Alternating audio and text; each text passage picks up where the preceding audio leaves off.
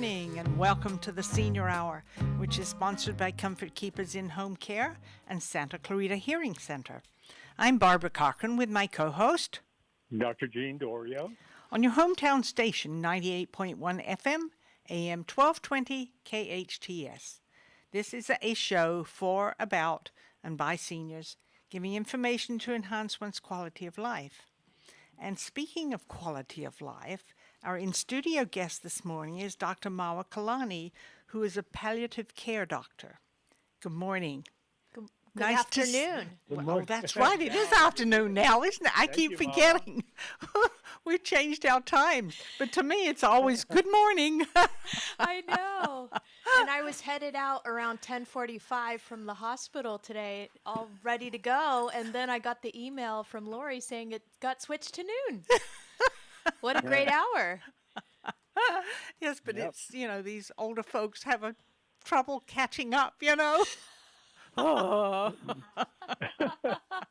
That's all right. I'm glad I'm getting older. Yes. Glad I'm getting older. Yes. Okay, I think we have to put these things on so we hear, don't we? Are you there, Dr. Dorio? I sure am. Mama, how are you? Hey, how are ya? Okay, good. When are you going to come back in person? Never. Probably, see, this is 2021, so I figure by 2030. Oh, come on. I know. Mr. He's a Paranoid. coward. Oh, you're vaccinated, aren't you? Oh, yeah, absolutely. Okay, good. You're safe. I was vaccinated last year. Great. I was one of the first ones. But, people, I get exposed, and essentially, and you do too. And true. Essentially, I worry with some of my patients, and I think their families worry that I might bring it to their home. And, good point. so I wear a mask, and I think it's important for people in my position who might be a carrier. And, we don't know about that carrier stage.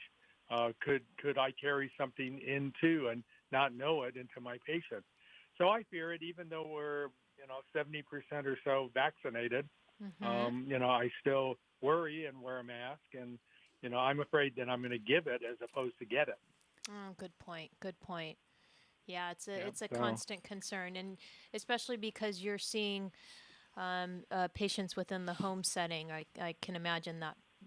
Yeah, that's a challenge. There is still that fear for families to have anyone, nurses, doctors, come into the home to see their vulnerable loved ones who are older, despite the fact they might have been vaccinated. So it's a tough call still in 2021. We'll see how 2022 does, but we're doing all the studies, as you know, learning about this virus from the acute stage of getting it, even though you're vaccinated. There are being transmitters and having variants. There's so many things about this, like long haulers, that we don't know about. Yes. And we're going to learn, but it's going to take science a little bit of time to figure a lot of this out. So, and the impact on our older adults has been tremendous, obviously. It's been 136,000 seniors died in the United States in nursing homes. Yes. So there's fear there, and it's had impact, psychological impact on many of our seniors at home or in the hospital setting. So a lot of discussion needs to take place relative to care and even end-of-life care during these times. And that's where when it comes down to palliative and hospice care, people need to know about it, and that's what you do. Yes. And so we should clarify that and make sure our senior listeners and family members and caregivers understand that concept. So why don't we start from scratch and just ask, what is palliative care? Palliative care is a medical specialty that provides quality of life measures to patients who have serious illness. So if you think of any patient who has any sort of serious condition, such as heart failure, COPD, any type of advanced cancer, dementia, palliative care can coexist and help provide the treatments necessary to enhance that patient's quality of life, especially on a symptom management perspective. Psychosocial, emotional, and spiritual support is provided, and it is a team approach. And the best thing about palliative care is that it doesn't reverse or change the course of the patient's treatment process. So if the patient still wants to undergo aggressive treatments, palliative care can coincide with those aggressive treatments, even continuing with chemotherapy and radiation, or advanced maneuvers to manage a patient's lung heart condition, dialysis. All of those things can continue on, and the patient can still receive palliative care. Well, with these, are they nurses or It's a highly trained it's a whole team technicians? approach. So So if someone was in the hospital then with, say, kidney dialysis treatment, would that palliative care person, doctor or whatever, go into the hospital yes. and stay with them and kind of talk to them and make them comfortable? Yeah, so the way that they would approach a patient in the hospital setting, because it is a team approach, you typically have a team.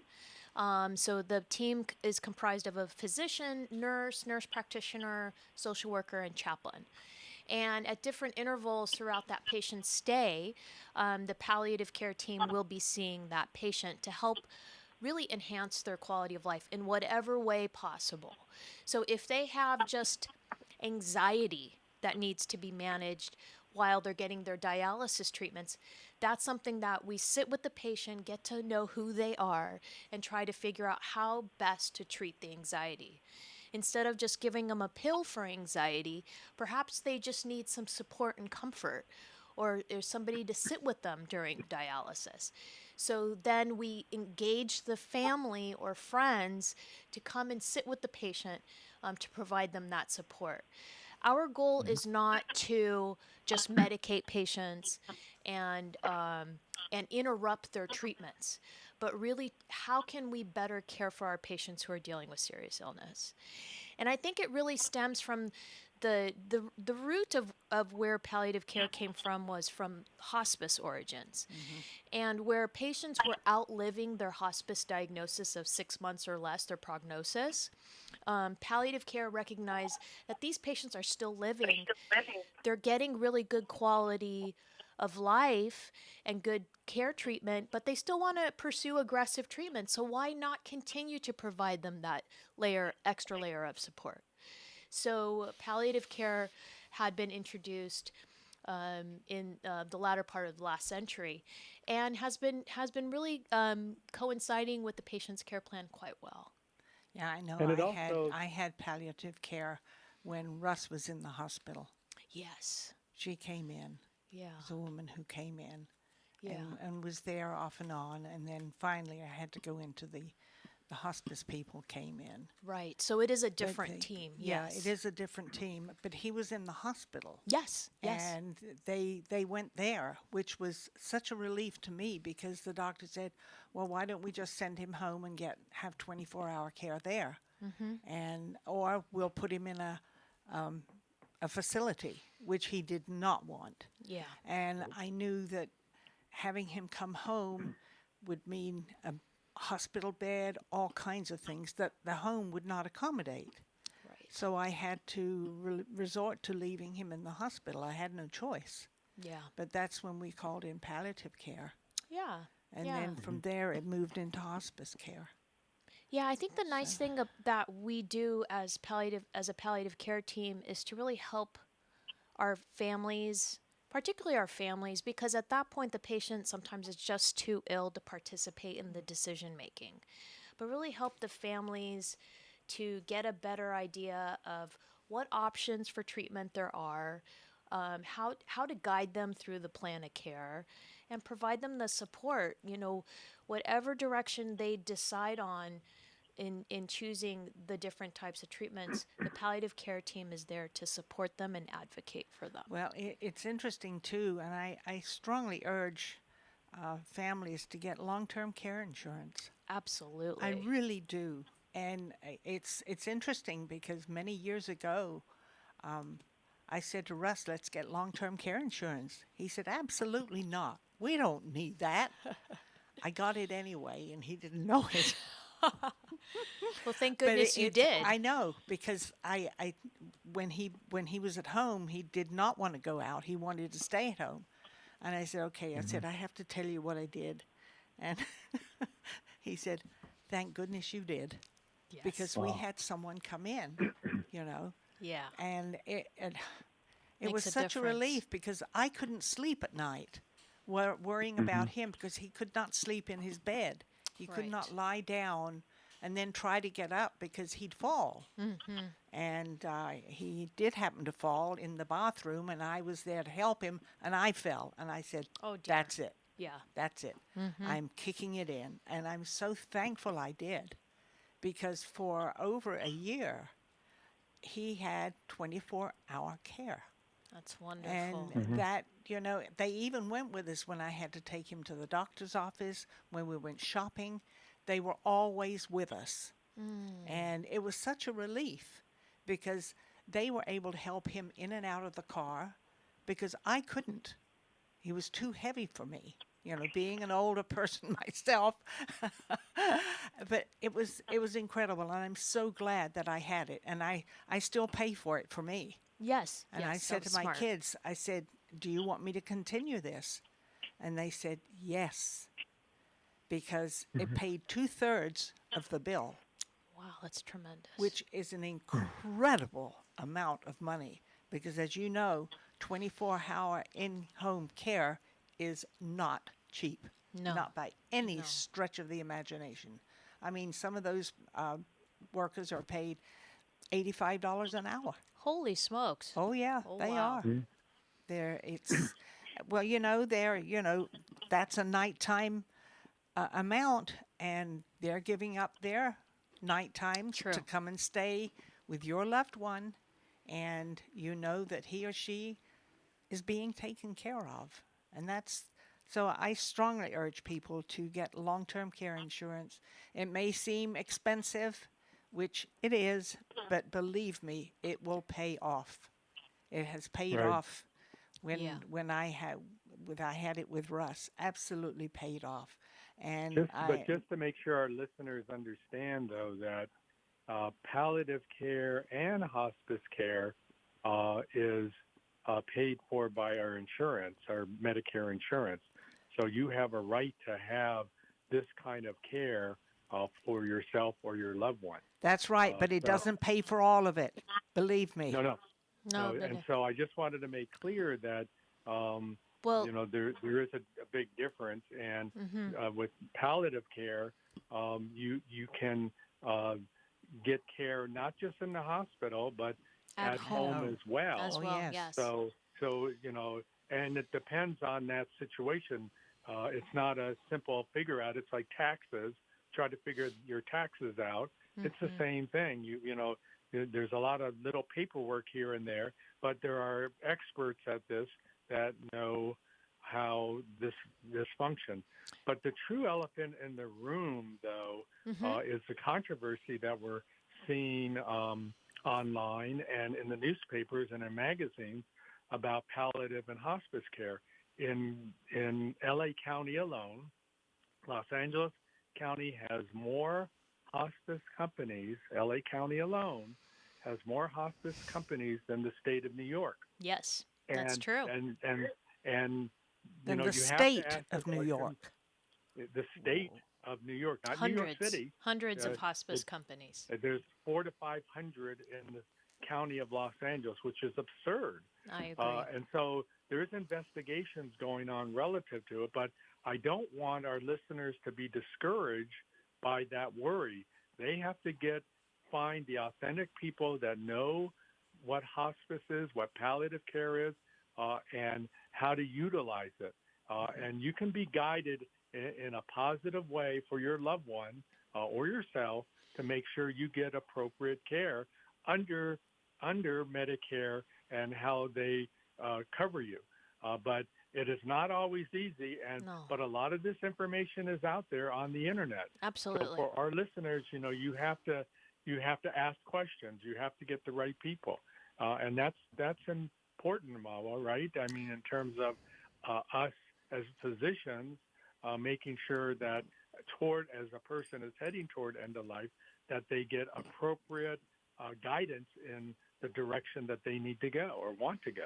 Absolutely, and that's the thing about hospice that is unique, is that it is actually paid for by Part A of your Medicare benefit. So for those seniors who have Medicare or even Medicare Advantage, the HMO Medicare, it is fully covered by the Medicare benefit. However, the caregiving is not covered by hospice nor the Medicare benefit. And that is what Barb was talking about in regards to the Yep. caregiving, and that's where long term care insurance can factor in.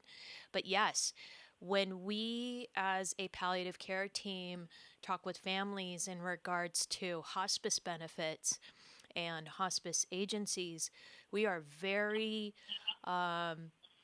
selective when it comes to the providers of hospice, because remember, this is a time of your life that you don't get to do over, and you got to get it right.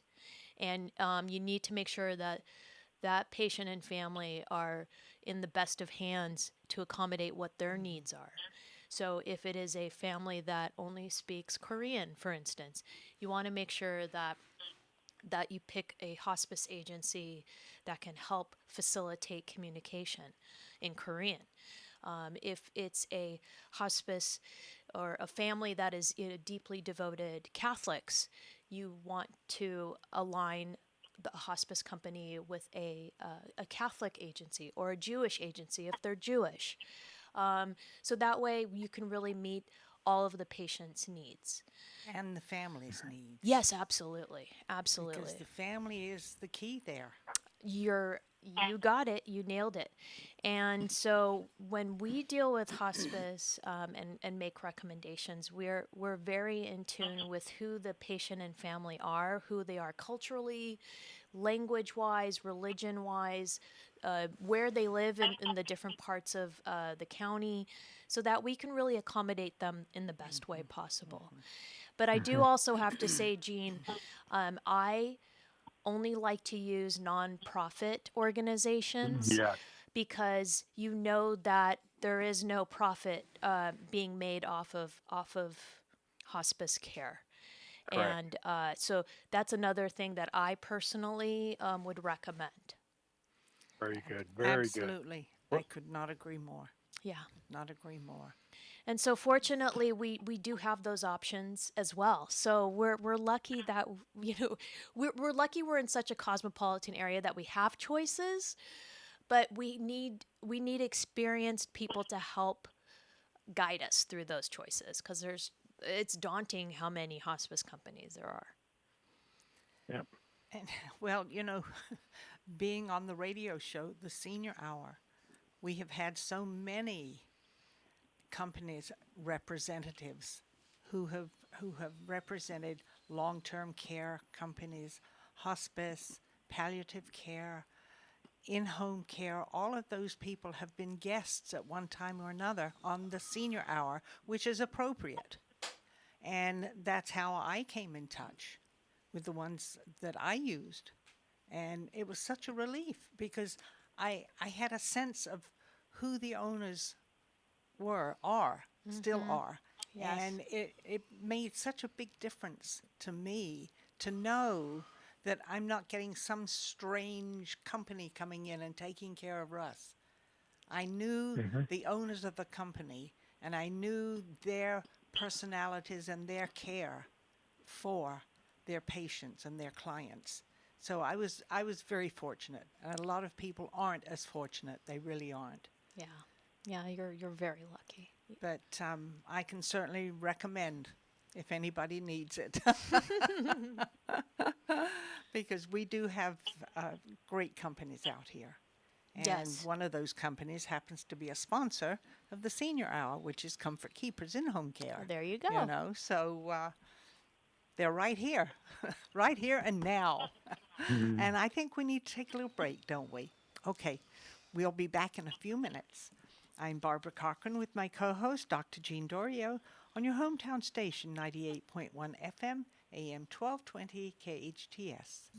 Join the Canyon Theater Guild for in-person workshops for children up to 17 years old this summer. Kids become their favorite fairy tale characters in Character Matters, Return of the Fairy Tale Advice Council. Juniors take to the high seas in Dave the Brave and the Pirateers, facing crocodiles, sirens, and the notorious pirate Lady Legs. Be our guest with the stars and Disney's Beauty and the Beast Jr. Call 661-799-2702 or visit canyontheater.org. This is Bradley from Santa Clarita Grocery, the all-volunteer grocery program serving children, families, and individuals experiencing food insecurities. Since January 2020, Santa Clarita Grocery has distributed 83 tons of fresh groceries to 4,465 families in the SCV. Santa Clarita Grocery is a drive-up, drive-through service with physical distancing in place to continue serving our community. If you are in need or looking for a charity to do the most good for our community, please consider partnering with us by donating to Santa Clarita Grocery, one of the most efficient charities in the Santa Clarita Valley. A full 99 cents out of every dollar goes directly back to the community. Santa Clarita Grocery operates on a 1% overhead and is sustained through private donations. Santa Clarita Grocery is at 21176 Center Point Parkway in the Oasis Furniture parking lot. Please visit our website, santaclaritagrocery.org, or our Facebook at Santa Clarita Grocery to make a difference in our awesome town community. 661-425-7575.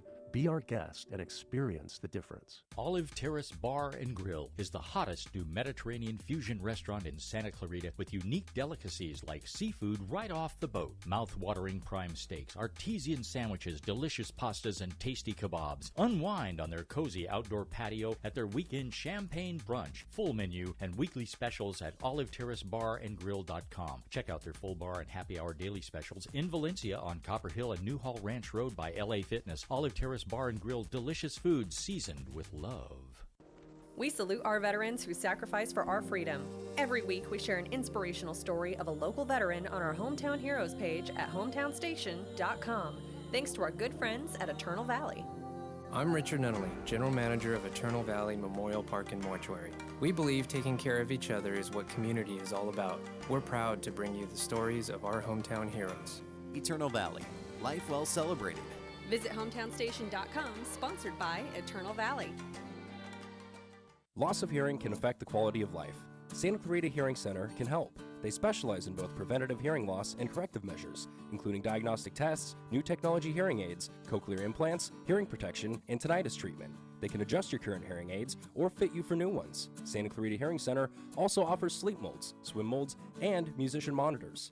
Book an appointment today. Log on to santaclaritahearingcenter.com. Located on McBean Parkway next to the hospital. That's santaclaritahearingcenter.com.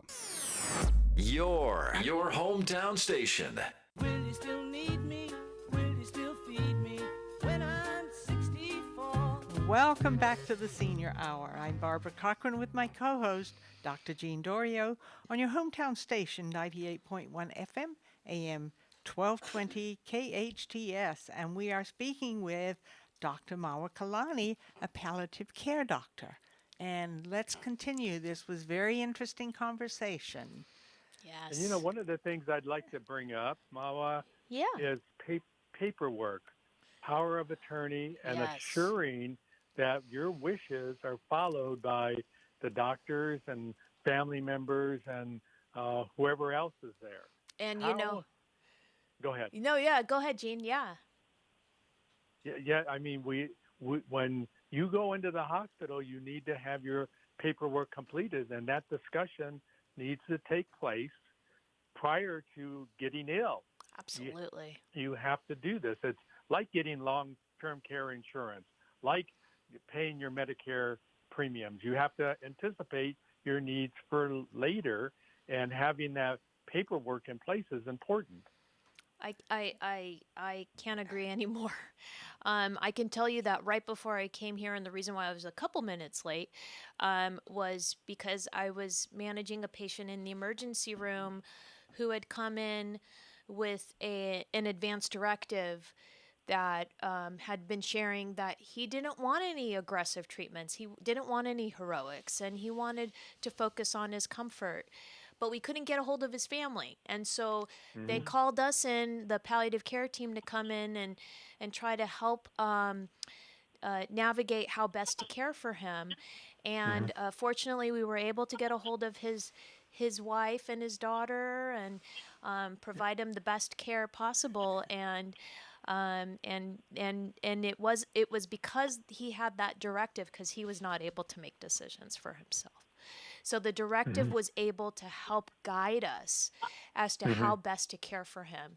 And then bringing in the family really was just really putting the icing on the cake, if you will. So an advance directive is extremely important. And if it's anything that your listeners gather from today's conversation, is the importance of developing an advance directive. And also having power of attorney designating who might make decisions for you in case you cannot. Yes. That's really important as well, that doctors, especially in an emergency room situation, when you come in, if you have that paperwork with you, at least know who to ask in the chain of command as to how your treatment, how it will be followed. And you, as an individual, our patients listening, our seniors listening, have a right to make those decisions, but you have to really make them now and not wait till the last second. That's right. It's very, very important, and I'm so glad I did that. Russ and I took care of all of that. Oh, perfect. And in the when he was in the hospital, the doctors there said, "What kind of paperwork do you have? The power of attorney, the advanced healthcare directive." We had all of that stuff, and it made it so much easier. It is a gift. Oh, it is a unbelievable. gift back to your family members and the people you love. It really is. I could not agree more. After having gone through it and having had the paperwork, and I kept thinking to myself, what if I didn't have this? What if we hadn't taken care of it, and my son or my daughter or one of my grandkids had to take care of us? What would they do? Yeah. They would be absolutely stymied, wouldn't know what to do. So I'm so thankful that we had that taken care of already, because it was a blessing to me. Yeah. And it didn't even dawn on me that I would need that stuff. It worries me so much that we're not attending to the very simple things that could provide so much more to our families. And these advanced directives are critical in helping to define what you want towards any of the elements of life-sustaining treatments. And in particular, who's to make those medical decisions. Right. And we talked the last time, remember, Marwa, about the state of California and that hierarchy? Yes. Because, our listeners should know that they do not want somebody else making medical decisions for their personal health, somebody who they don't even know. And there is a possibility that could happen if you don't have power of attorney or advance directive, if you're not able to verbally say what your wants and needs are. If you can't do that, the laws in the state of California make it so that other people can usurp your decision-making, make decisions for you that are not to your advantage, and may contradict what your family wants, but yet they can make decisions. And so Robin and I have introduced, we hope it goes to the state legislature, but we have put it through the California Senior Legislature, a bill to change this law that is out there right now. And we'll see in the next year whether this decision-making is more delineated so that people will know exactly where they stand, and whether you have paperwork or not, that decision will be relegated to the right people. So, but right now, we're all susceptible if you do not have an advance directive or power of attorney. So we have to keep these and they're not subtle.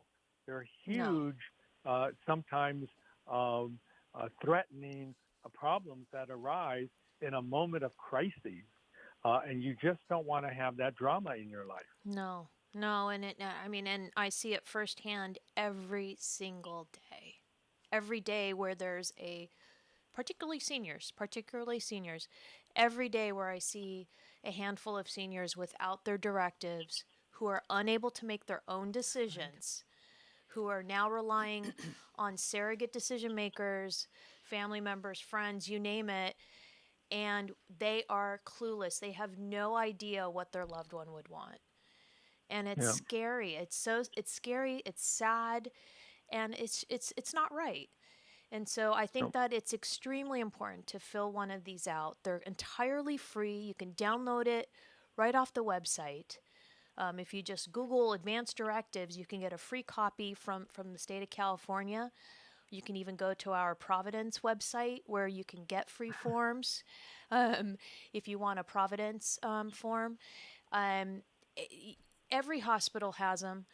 They're free to complete. All you need are 2 witnesses. You can get 2 neighbors to witness it. You don't need to have a notary. You don't need to have an attorney.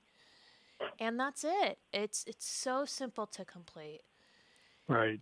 And it's all online, and the all explanations are right there. Yep. But I would highly advise, though, that if you do it that way, once you put all your paperwork together, I would pay an attorney, whatever it is, $100, to look at it and see how legitimate and everything, all the I's are dotted and the T's are crossed. That's all. But you can do it everything up to that point and just make an appointment with a worthy attorney and then, have them take a close eyeball on it and, make sure that it's okay. So, but it needs to be done. Yeah. Yeah. And I also would suggest that everyone listening, have your kids, if I'm talking to all the seniors, have your children get involved with getting long-term care insurance. The earlier, the younger you are applying for it, the cheaper it is. Yeah. And it's well worth it, believe me. Yeah. It saved us, it really did. Yeah. From having to go into the savings and the investments we had. It really, really helped. It really did. So I strongly urge you to get all those things taken care of. The Advanced Healthcare Directive, the power of attorney, the long-term care insurance, and a trust or a will. Yes. That is critical Yes. to do. It really is. And I strongly suggest everyone listening to make sure your family and the members of your family and you get all of these items taken care of, because it will save so many people so much heartache. It really will. Yes, absolutely. And especially in light of our recent pandemic. I mean, this just brought to light the problems that all of us face, but the weaknesses that sometimes in what we have set up for ourselves, thinking that everything is in place when in reality it is not. I mean, Marwa, you're seeing it all the time where, people come in and they're not prepared. No. They didn't expect certain things to happen. Yep, absolutely. And during the pandemic, it was chaos. It was absolute chaos. And very random as to who ended up in the hospital with severe respiratory distress or strokes or clots here and there. And I mean, it was all over the place. And the one thing that I did see was that urge to proceed with developing advanced care planning, and that was I think the best part about the pandemic. The pandemic has otherwise been god awful, so has affected so many families, so many seniors, and I hope we quell the pandemic, get everyone vaccinated as much as possible, and hope that we get out of this. Well, we got out of the Asian flu. Remember that pandemic back then? Yeah. And there were very many different things, different offshoots from that. The people got ill. This is exactly the same thing. Mm-hmm. And like Marwa said, take care of your health. Get those shots. Yeah. Agree, Dr. Dorio? Agreed. Agreed. Yeah, and Get them. they keep talking about making sure that we get the vaccine, and then you combine that with people who have had COVID. I mean, you put all those numbers together, and I believe it's going to be over 70%, 80%. We don't know Yeah. what that number needs to be for herd immunity, but I just think there's benefit. I know there's still the words of hoax and an experimental drug, calling it the vaccine experimental still. There's a lot of science to this. I looked at all of it from 1990, Yeah. and I tell you, we will look back in a year, 5 years, 10 years, and say this was incredible. This was magnificent. That science allowed more of us to live when, in fact, some of us should have died.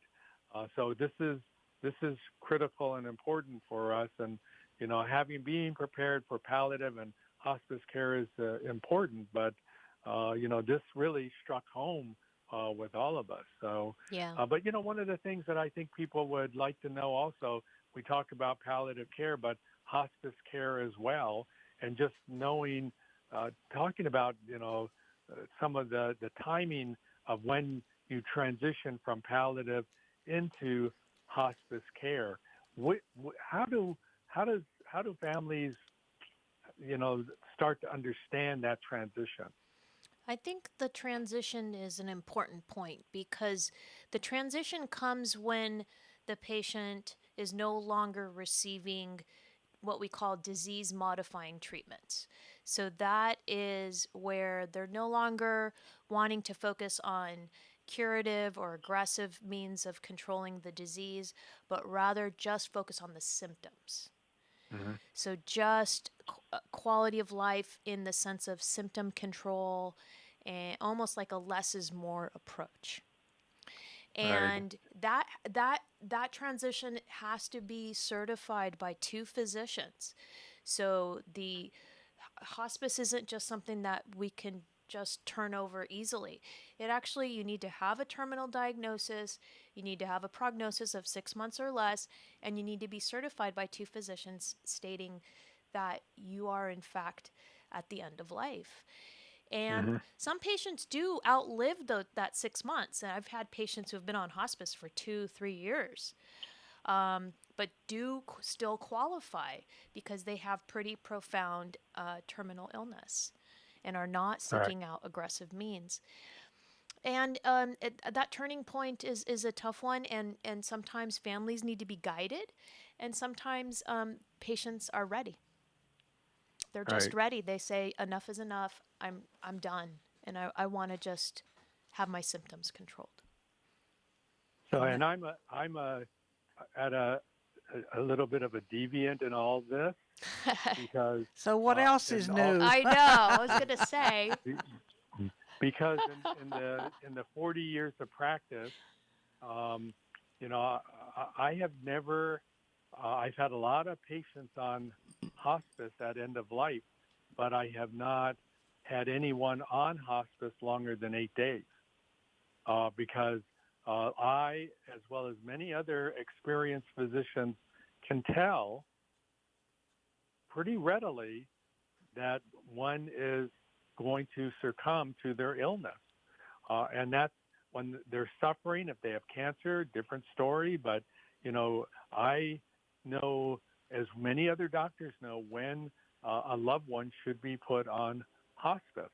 And I have no concept or understanding of a patient being on hospice for 6 months. That makes no sense to me, but it happens all the time, and that's why all these investigations are going on. It meets the criteria, but is it valid criteria? So we have to figure out the criteria better, and that we'll work on that. But you do have to get experienced people involved, like you, Mala, who knows. You know when people are going. Especially in a hospital setting, that patients are not doing well, and you've done everything to yank them back from the edge of the cliff, but we're not able to do it. And of course, I prepare my patients for that time and that moment. I had within 18 months 5 patients who all passed away on hospice. All were women, all were in their 90s, but they knew they were going. But Yes, they but, had their families there and holding their hands, and it was that worked for them, and especially their loved ones and caregivers and families. So, yeah, there's concepts out there I'm deviant from, just like you guys know I am. You do a great job of that. We need to take another break, Dr. Dorio. I'm Barbara Cochran with my co-host, Dr. Jean Dorio. The rebel. On your hometown station, 98.1 FM, AM 1220, KHTS. The 4th of July fireworks are back at the Valencia Town Center. And like past years, KHTS is going to be broadcasting the synchronized music. It's a fun, memorable event for the entire family. So bring your lawn chairs, grab a spot early before the sun sets. And be sure to tune your radio to 98.1 FM or AM 1220 to celebrate the birth of our nation. The July 4th fireworks is presented by the City of Santa Clarita. Our music simulcast is made possible by our friends at Hestia Med Spa on Valencia Boulevard. If you're in need of physical therapy, check out Focus Physical Therapy. Owner and therapist Adam Laraway has the latest in cutting-edge technology, introducing the Newbie, the ultimate in neuromuscular re-education. The Newbie can help you heal up to 70% faster and was FDA cleared in September 2017. The Newbie uses pulse direct current, which mimics the same neurological signals the brain uses and allows the therapist to identify those signals with 100% accuracy. Newbie can even help improve your sleep while tackling issues with neck, knee, and shoulder pain, sciatica, and arthritis. It can accelerate your fitness progress, which means better results in less sessions. Get stronger quicker. Why not use the same technology that the Dodgers and the LA Clippers use? Focus PT, located on Peachland off Lyons in Newhall. Call 255-4205. Go online at focusphysicaltherapyscv.com. Been a long day. You've been working hard. You know what you need? A nice home-cooked meal. Family-owned and operated restaurant Bella Cucina has provided the Santa Clarita Valley with authentic Italian cuisine for over 10 years. Bella Cucina now offers Italian Sunday brunch to the neighborhood from 10 a.m. to 2 p.m., all for $6.99 to $11.99. Relax inside their charming restaurant, at the bar, or on the patio to eat, sip on bottomless mimosas, and watch sports all year round. Bella Cucina, off Seco Canyon and Copper Hill. It's like no other station I've ever listened to. It's great. Your hometown station. Will you still need me? Will you still feed me when I'm 64? Welcome back to the Senior Hour. I'm Barbara Cochran with my co-host, Dr. Jean Dorio, on your hometown station, 98.1 FM, AM 1220, KHTS. And we're speaking with Dr. Marwa Kilani, a palliative care doctor. And let's continue. This is very interesting. I know that Dr. Dorio was the one who strongly urged my husband to go into the hospital. He didn't want to. Yeah. But the only way he could get the necessary treatment he needed was to go into the hospital, which he resisted like you would not believe. I know. I had to have someone come and pick him up and take him because he absolutely would not have any part of it. I had no choice. And as Dr. Dorio knows, because he got the best care at the hospital, more so than he would have at home. And it wasn't a fun thing to do. But, and of course, Dr. Dorio knew that that's where he would be and likely pass away there, which he did, which was the best place for him. Yeah. But it was nice to have palliative care come in and then hospice care come in because it was a big help to me personally. And Russ knew. He knew what was happening. He was well aware of what was going on. But it was not a very pleasant situation, but it was one that was desperately needed, and it was there.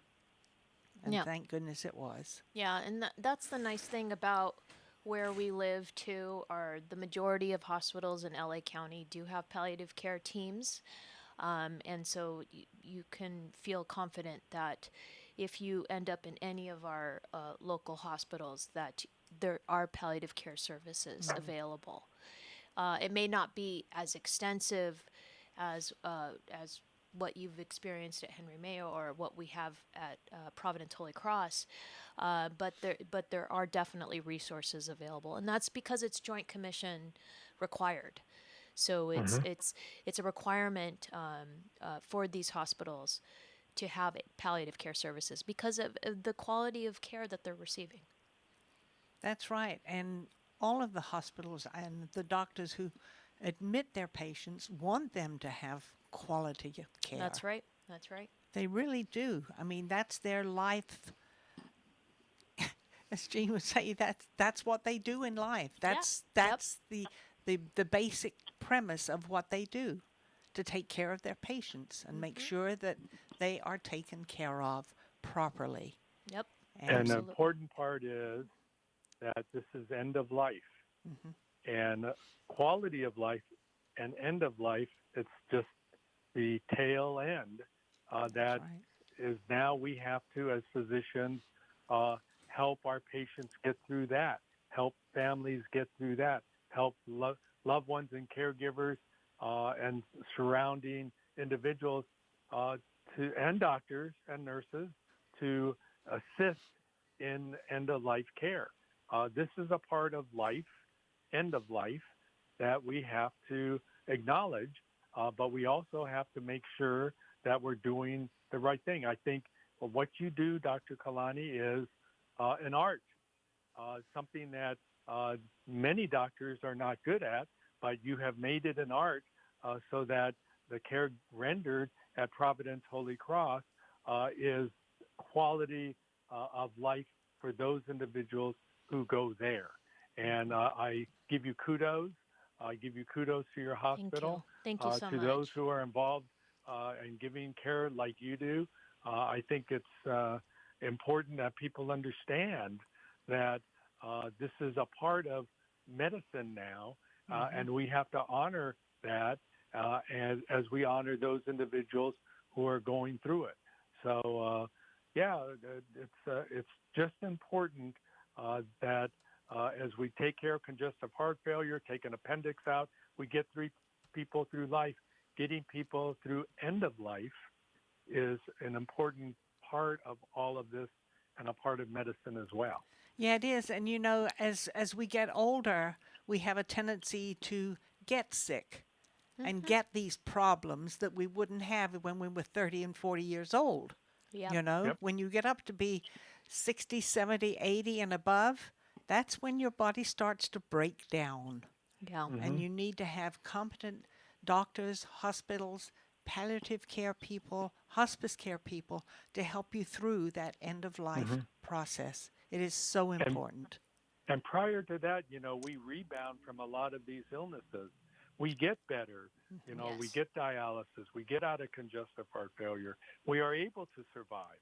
And that's the rebound. But at some point, it just doesn't happen. That's right. But we have to be ready for you then. And, you know, Dr. Kilani, thank you so much for what you do. Thank you so much for what your hospital does for the residents of Santa Clarita. I mean, it's not an easy task, obviously. No, thank you. And we've been challenged more recently with the pandemic. But thank you, Dr. Kalani. Thank you very much. Thank you again. Thanks for having me. You're very welcome, and thanks for coming on the show again. A palliative care doctor, Dr. Marwa Kilani from Providence Holy Cross Hospital. We are sponsored by Comfort Keepers in Home Care and Santa Clarita Hearing Center. Listen to us next week on the Senior Hour. How go and enhance your quality of life.